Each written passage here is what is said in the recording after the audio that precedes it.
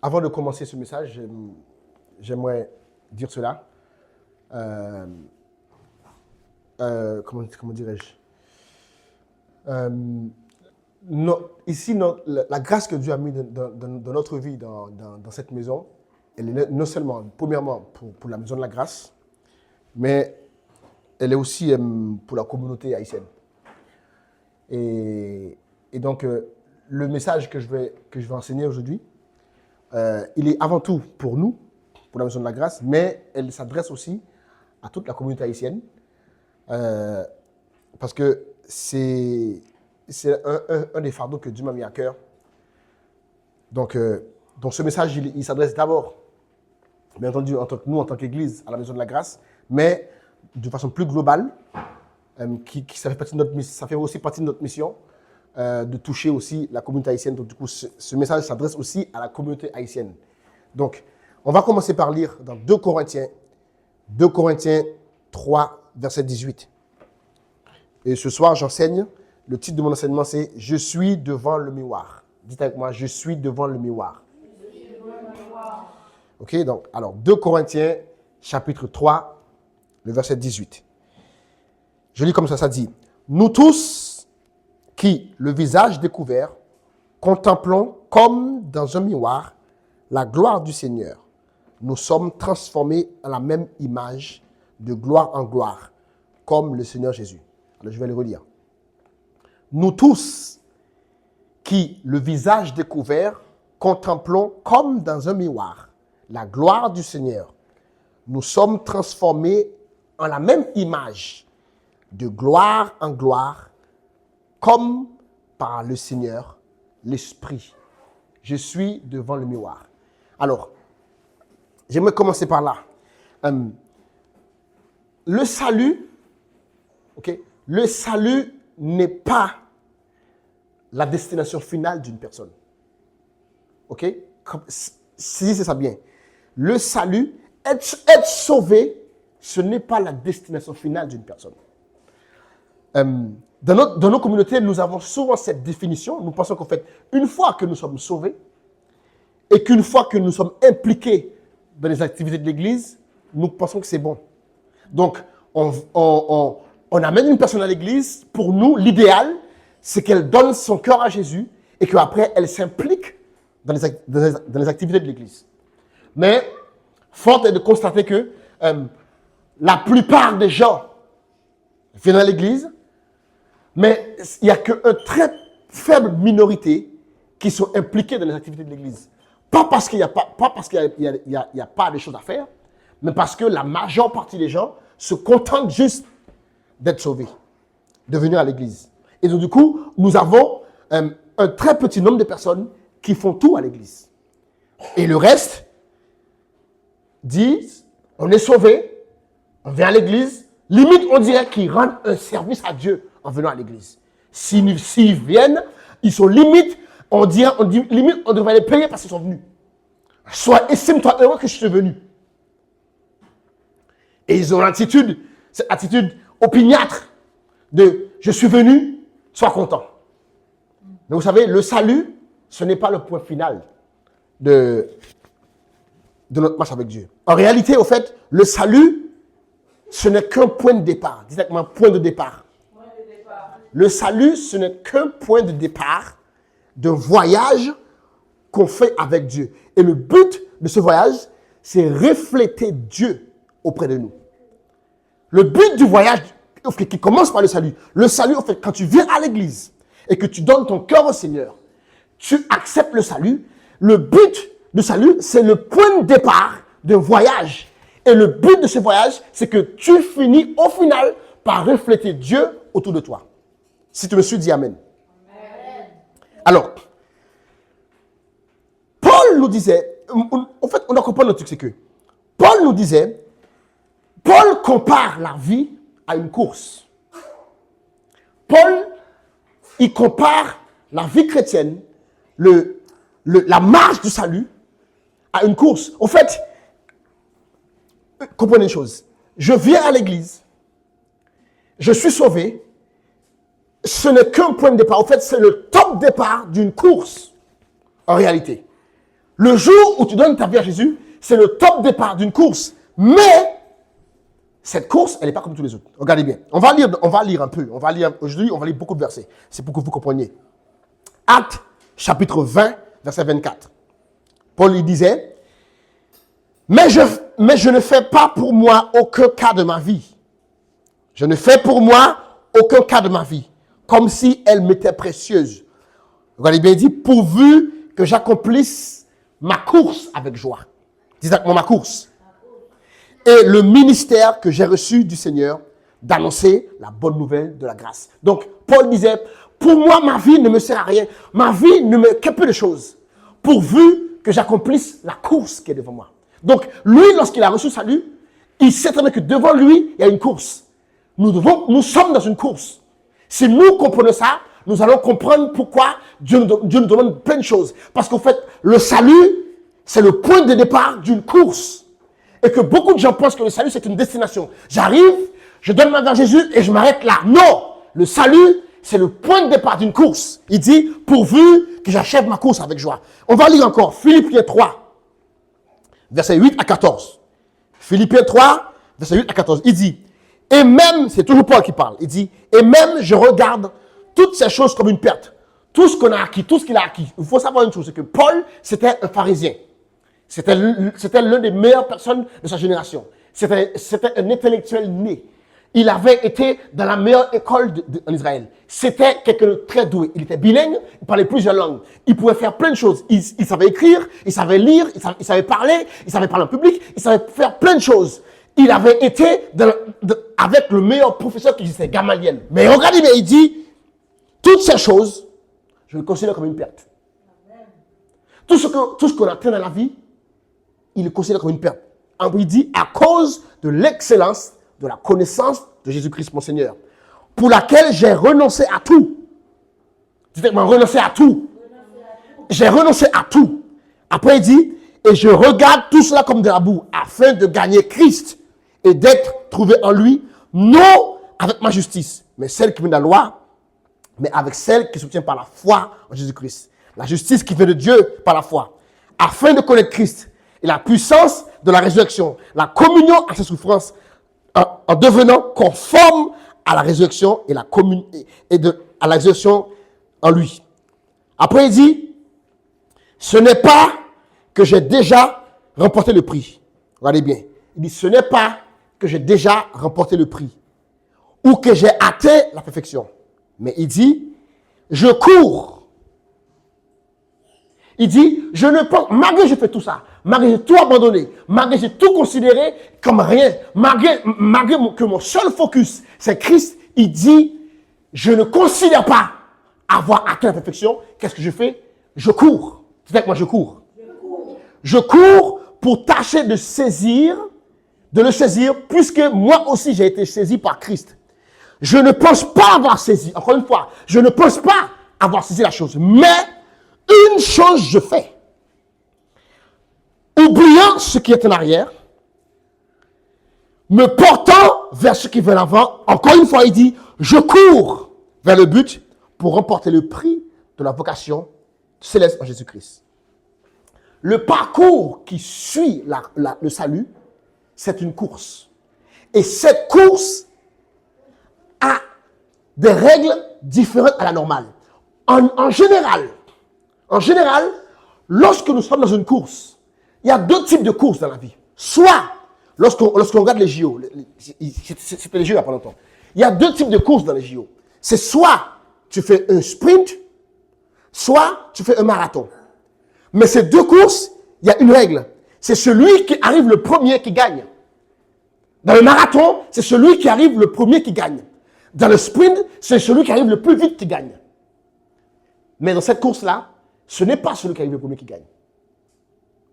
Dans la course de la vie, ce n'est pas celui qui arrive le premier qui gagne. Ce n'est pas celui qui va le plus vite qui gagne. En vrai, dans cette course, nous pouvons tous être vainqueurs. Dans cette course, nous avons tous la capacité d'être vainqueurs, pourvu que nous courons selon les règles. Dites avec moi, selon les règles. Regardez bien, il dit 2 Timothée. Donc, on doit comprendre que lorsque j'ai reçu le salut, c'est le top départ, ça va être clair dans notre esprit. C'est le top. Le salut, ce n'est pas la fin de la chose. Venir à l'église, ce n'est pas une chose en soi. En fait, tu ne fais rien de particulier si tu viens à l'église. Vous avez compris? Vous ne faites rien de particulier si tout ce que vous faites, c'est venir à l'église.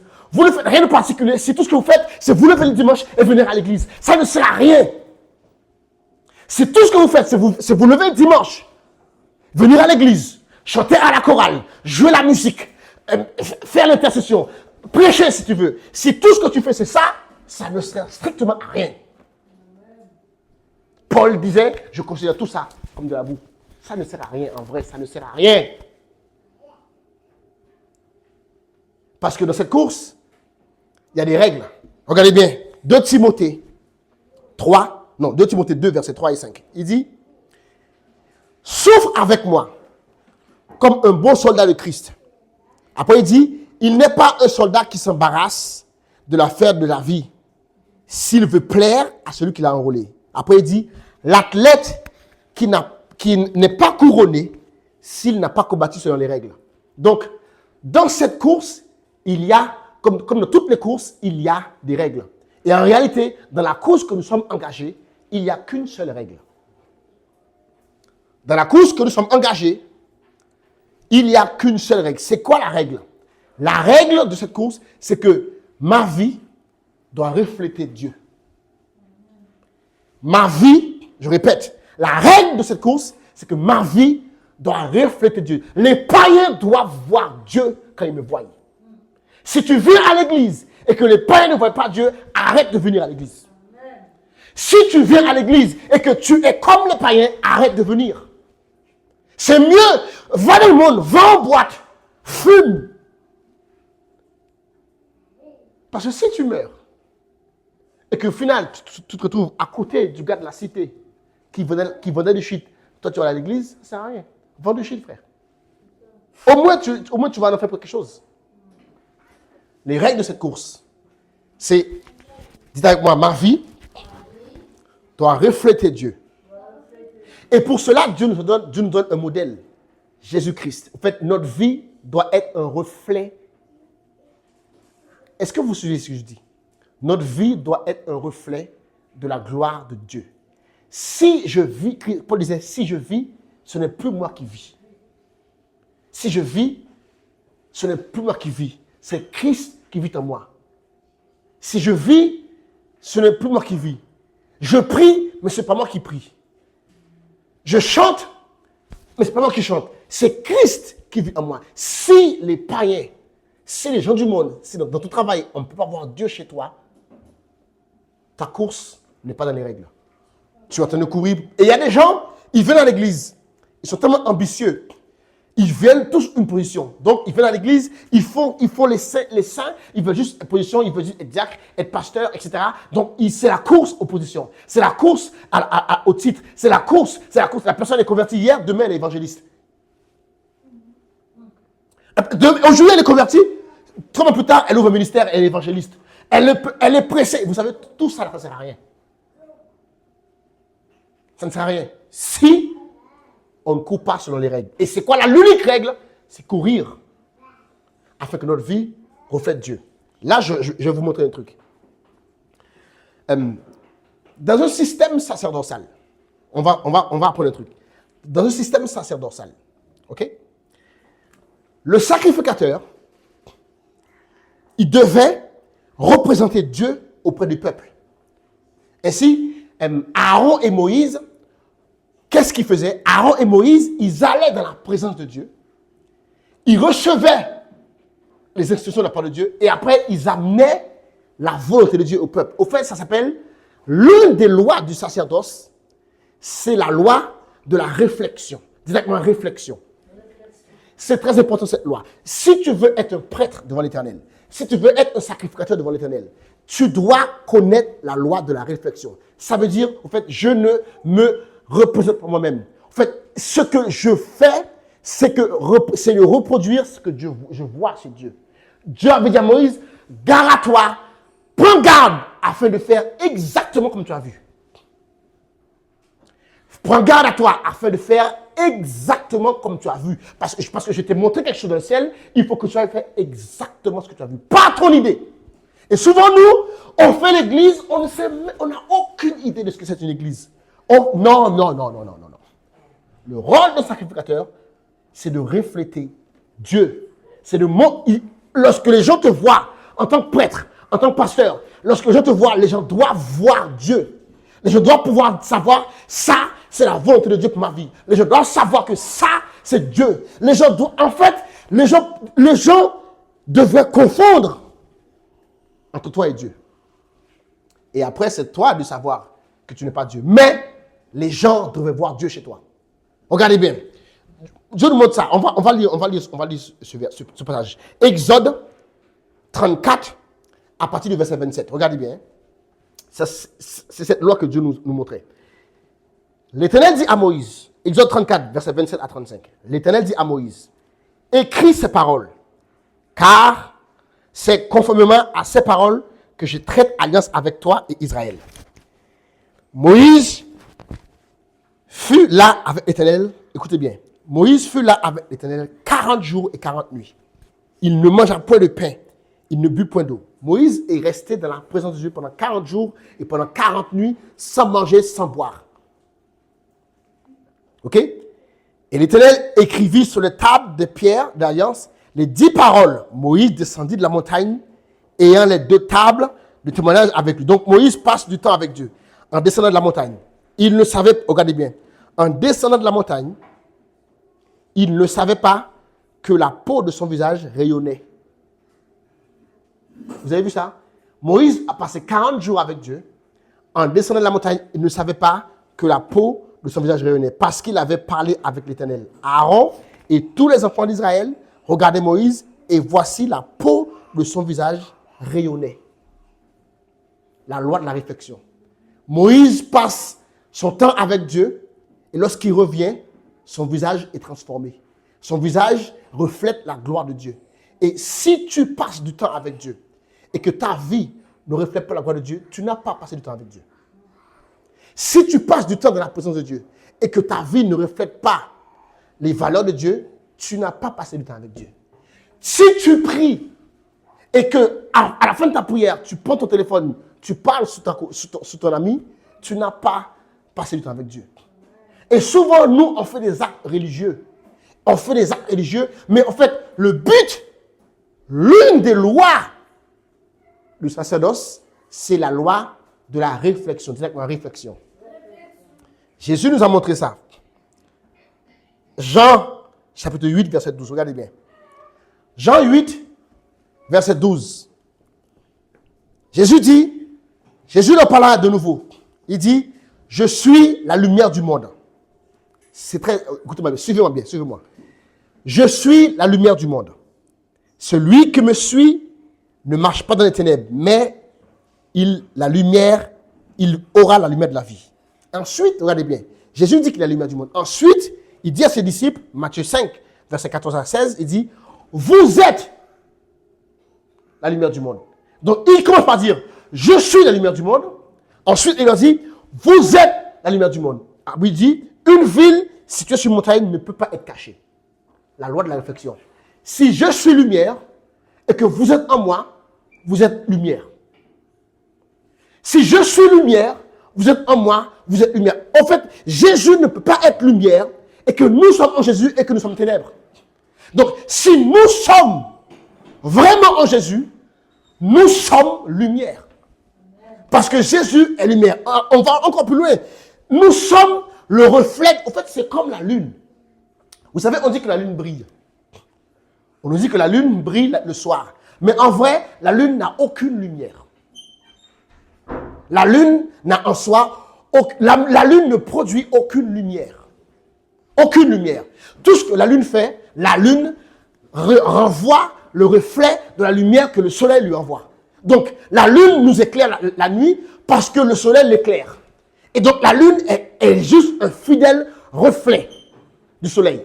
Et nous, Jésus nous dit que je suis la lumière du monde. Après, il dit, vous êtes la lumière du monde. En d'autres termes, vous devez refléter la lumière du monde. Vous devez refléter la lumière que je suis au monde. Vous devez refléter la lumière que je suis au monde. Votre vie doit refléter la lumière qui est en moi dans le monde. Vous devez refléter la lumière qui est en moi. Parce que moi-même, je suis le reflet de la gloire de Dieu. Regardez bien. Hébreux 1. Hébreux 1, verset 3. Après avoir autrefois parlé, à plusieurs manières, plusieurs reprises, par les prophètes à nos pères, Dieu, dans les derniers temps, nous a parlé par le Fils. Il a établi et été toutes choses, par lequel il a aussi créé le monde, qui était le reflet. Écoutez bien, il dit, en parlant de Jésus, il dit, étant le reflet de sa gloire.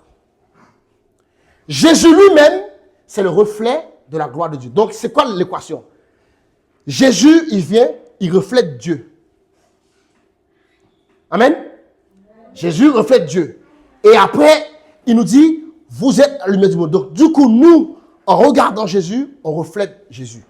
Et en reflétant Jésus, qu'est-ce qu'on fait? On reflète la gloire de Dieu. Voici la règle de notre course. Notre course à nous, c'est une course qui nous apporte, qui nous amène à refléter la gloire de Dieu. Nous devons chercher à refléter la gloire de Dieu. Et parfois, cette course, ce n'est pas un sprint. Cette course, ce n'est pas un sprint. Cette course, c'est un marathon. Cette course, c'est une course de toute la vie. Toute ta vie. En fait, ta vie doit servir à refléter Dieu. Sinon, ton venir à l'église ne sert à rien. Ton venir à l'église ne sert strictement. Si ta vie est tournée uniquement autour de toi, ce que tu veux, ce que tu aimes, ce que tu veux, ce que tu planifies, ça ne sert à rien. Arrête de dire que tu aimes Dieu. Et dans nos églises sont bourrées de gens. Donc, tout ce qu'ils veulent, c'est venir passer 1 heure, 2 heures, 1h45 dans la maison de Dieu le dimanche pour remplir un devoir religieux, afin que leur conscience ne leur reproche pas qu'ils n'ont pas été à l'église. Une fois que leur conscience leur laisse tranquille, ils font tout ce qu'ils veulent. Ils vivent leur vie comme ils veulent, comme ils entendent. En fait, ils planifient sur le concept de Dieu, ils voyagent sur le concept de Dieu, ils travaillent sur le concept de Dieu, ils font tout, ils se marient sur le concept de Dieu, ils font tout ce qu'ils veulent. Mais pourvu que le dimanche, ils sont là, ils lèvent les mains, et ils disent Amen, Alléluia, belle prêche, ils s'en vont. Ils ne sont en rien le reflet de la gloire de Dieu. Et ça, cette course que tu mènes n'est pas une course selon Dieu. Cette course, elle n'a qu'une seule règle, je vous ai dit. C'est de refléter la gloire de Dieu. Maintenant, voici ce que je voulais qu'on sache aujourd'hui. Maintenant, on dit que Dieu veut qu'on mène une course. Dieu veut qu'on mène notre vie afin que notre vie soit le reflet de la gloire de Dieu. On doit comprendre ça. Si dans ta vie, maintenant examine ta vie. Prends un instant, avant que j'aille plus loin, prends un instant, examine ta vie, regarde, dis, dans ma vie, qu'est-ce qu'il y a dans ma vie qui reflète Dieu? Qu'est-ce qu'il y a dans mon cœur? Est-ce que dans mon cœur, tous les projets de mon cœur sont pour la gloire de Dieu? C'est possible de vivre une vie où tous les projets de ton cœur sont pour la gloire de Dieu. Réfléchissez à ça. Je vous laisse 2 minutes. Réfléchissez à ça. Est-ce que tous les projets de mon cœur sont pour la gloire de Dieu? Est-ce que j'ai juste envie que parfois on dit, Seigneur, bénis-moi.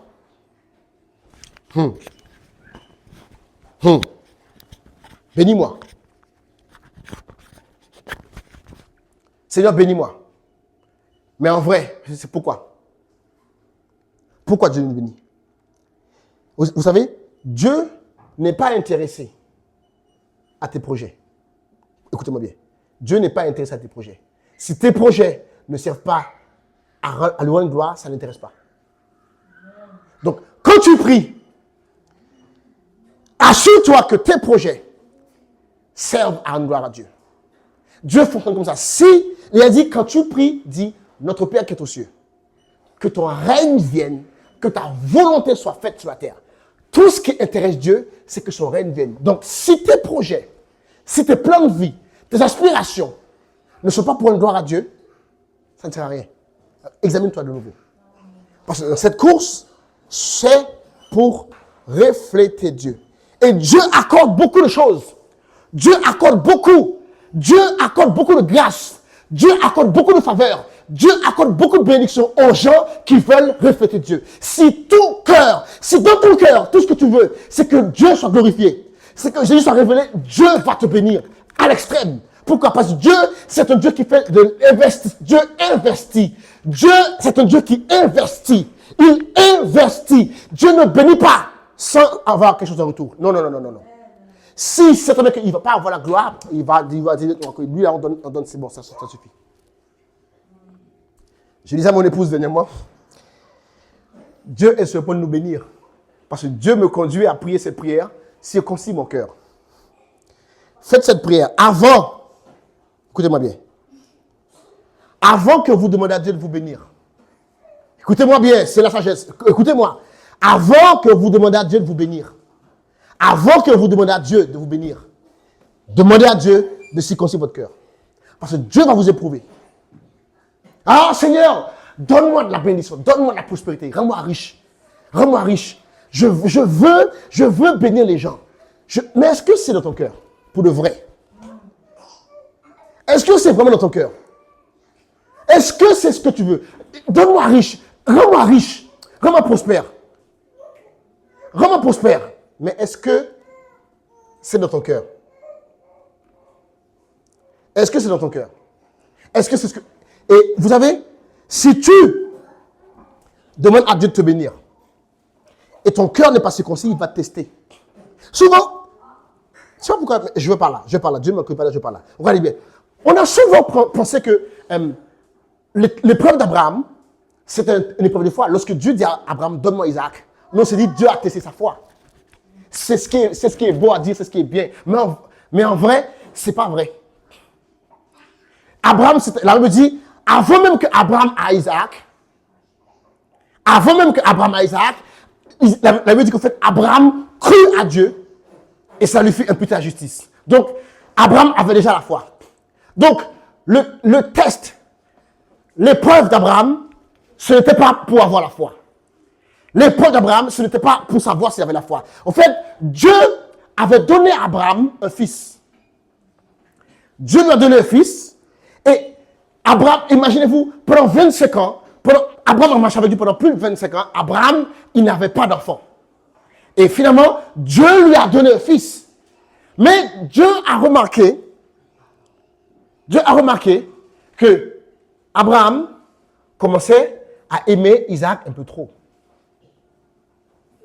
Dieu a remarqué que Isaac commençait à prendre trop de place dans le cœur de Dieu, dans le cœur d'Abraham.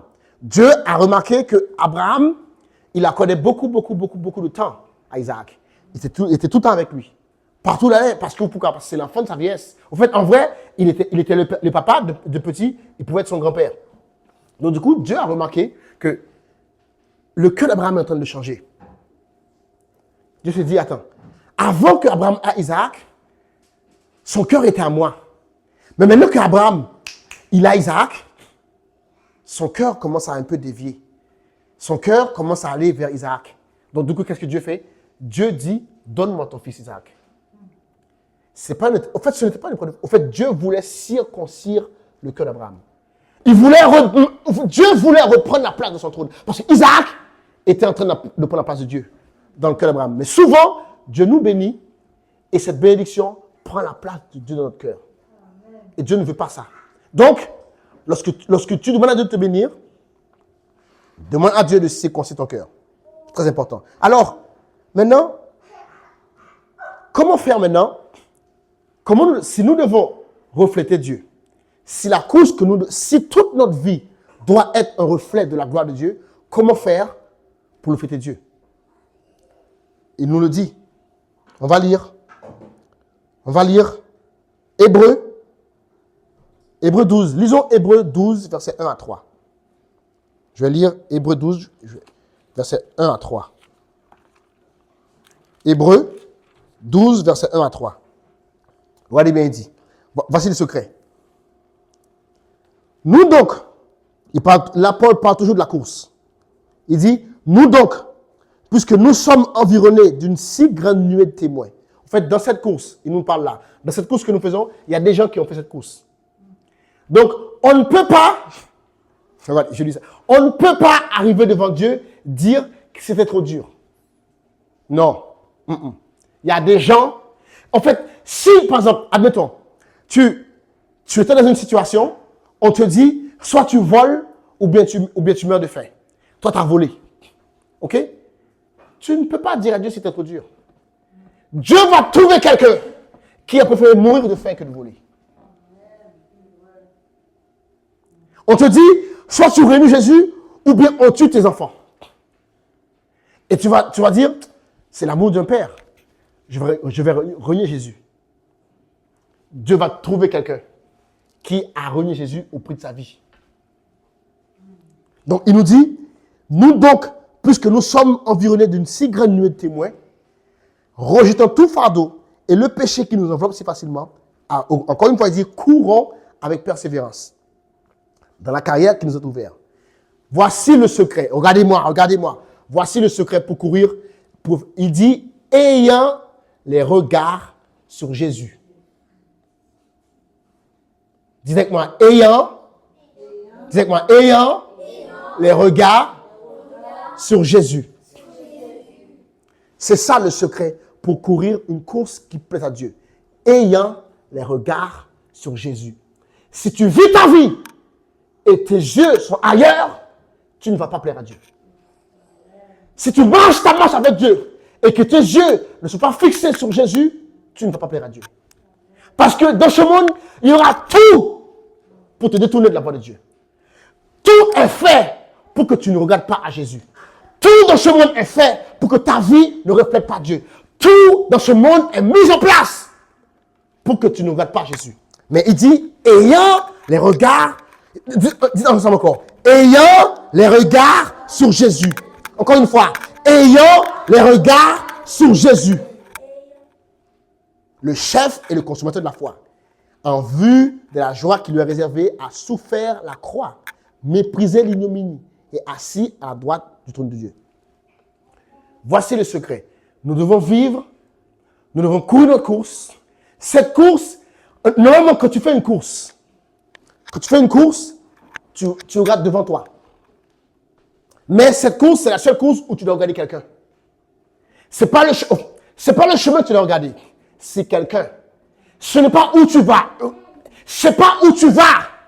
C'est qui tu regardes. Je ne sais pas si vous saisissez ça. En fait, il dit, on ne marche pas par la vue, on marche par la foi. C'est-à-dire, en fait, notre course, on fait une course, mais notre yeux doit être fixé sur quelqu'un. Et tant que nos yeux sont fixés sur lui, nous sommes dans la bonne direction. Peu importe ce qui se passe, peu importe ce qui arrive, même si pour nous ça allait du retard, si mes yeux sont fixés sur lui, je ne suis pas en retard. Même si les gens disent, oh mais tu devais être plus loin, j'ai mes yeux fixés sur lui, je ne suis pas en retard. Notre vie, tant que nos regards sont fixés sur Jésus, peu importe ce qui arrive. Parfois, fixer ton regard sur Jésus veut dire, rester là, ne bouge pas. Les autres avancent. Toi tu restes là. Les autres se marient, toi tu restes là. Les autres ont une maison, toi tu restes là. Pourquoi? Parce que tes regards sont fixés sur Jésus. Et quand il te dit avance, tu avances. Il te dit arrête, tu arrêtes. Il te dit arrête, tu arrêtes. Il te dit marche, tu marches. À gauche, à droite. Jésus, tu regardes Jésus et tu es là, tu attends. Les autres passent, c'est pas grave. Parfois, souvent, on est trop comme ça. On aime se comparer les uns aux autres. Donc du coup, comme notre vie n'est pas comme on le voudrait, on enlève nos yeux sur Jésus, on le met sur quelqu'un d'autre. Et regardez bien. Aïe, cet esprit. Dans notre génération, il y a ce qu'on appelle, my goodness, merci Seigneur. Dans notre génération, il y a ce qu'on appelle les influenceurs.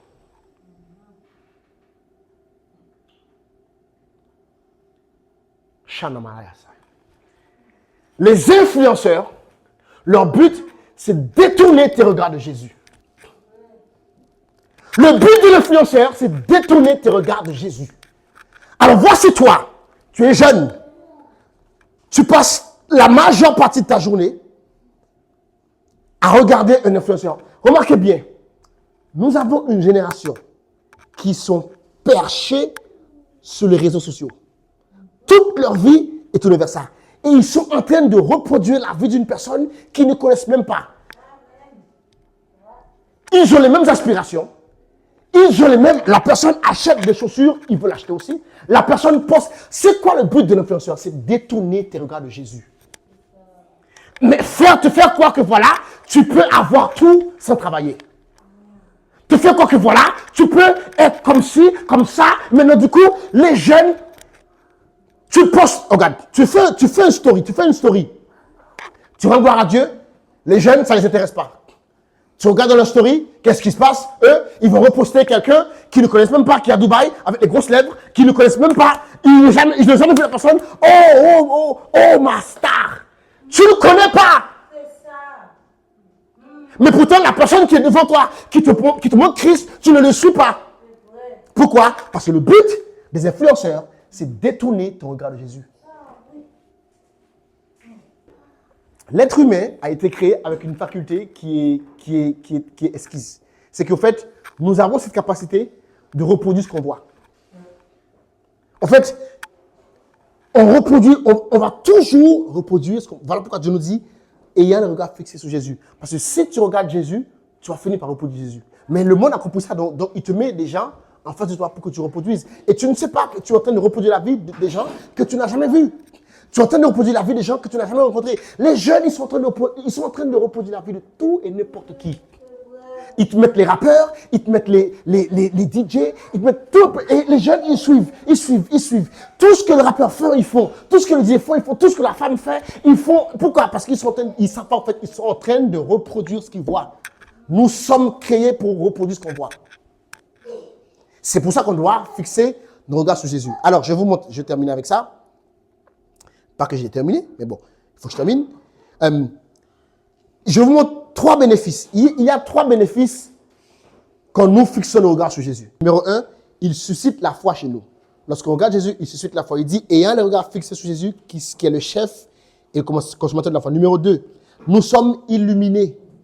Lorsqu'on regarde Jésus, on est illuminé. Illuminé, ça veut dire, au fait, nous sommes remplis de lumière. Il dit, Jean 1, verset 4 à 9, il dit, en elle était la vie, et la vie était la lumière des hommes. La lumière, lui, dans les ténèbres ne l'ont point reçu. Il dit un homme envoyé de Dieu, son nom était Jean. Il vint pour rendre témoignage à la lumière. Et après, au verset 9, il dit, cette lumière étant la véritable lumière qui venant dans le monde éclaire tout homme. Lorsqu'on fixe nos regards sur Jésus, nous sommes connectés à la lumière. Et cette lumière, c'est quoi? C'est la connaissance. Lorsqu'on fixe nos regards sur Jésus, on apprend à connaître. On sait. Dis avec moi, je sais. Numéro 3, lorsque je fixe nos regards sur Jésus, nous sommes transformés. Dis avec moi, transformés. 2 Corinthiens 3, 18. Nous tous qui, dans le visage découvert, contemplons comme dans un miroir la gloire du Seigneur, nous sommes transformés en la même image que lui. Maintenant, on sait maintenant que nous sommes dans une course. OK? On sait que nous sommes dans une course. On sait aussi que nous devons refléter Dieu dans cette course. On sait maintenant que nous devons, pour refléter Dieu, nous devons fixer nos regards sur Jésus. Maintenant, pour terminer, comment faire pour fixer mes regards sur Jésus? Alors, je vous enseigne ça et on termine. Comment je fais pour fixer mes regards sur Jésus? Ça, c'est très important. Si vous maîtrisez ça, si vous pratiquez ça, votre vie va changer. Je vous assure, si vous pratiquez ça, vous verrez que votre marche chrétienne sera différente. Ce ne sera plus une marche de routine où je vais aller... Au fait, non, vous allez savoir pourquoi vous êtes chrétien. OK? Numéro 1, comment je fixe mes regards sur Jésus? Numéro 1, c'est que je crois et j'accepte Jésus de ma vie. Quand je crois et j'accepte Jésus de ma vie, je fixe mes regards sur Jésus. Jean 3, verset 16 à 18. Il dit, car Dieu a tant aimé le monde, qu'il a donné son Fils unique, afin que quiconque croit en lui ne périsse point. Verset 18, il dit, celui qui croit en lui n'est point jugé. OK? Donc, il faut croire. Dites avec moi, je crois. Dites avec moi, je crois. Regardez bien, il dit encore dans Jean 20, verset 30 à 31, il dit, Jésus a fait encore, en présence de ses disciples, beaucoup d'autres miracles qui ne sont pas écrits dans ce livre. Mais ces choses ont été écrites afin que vous croyiez.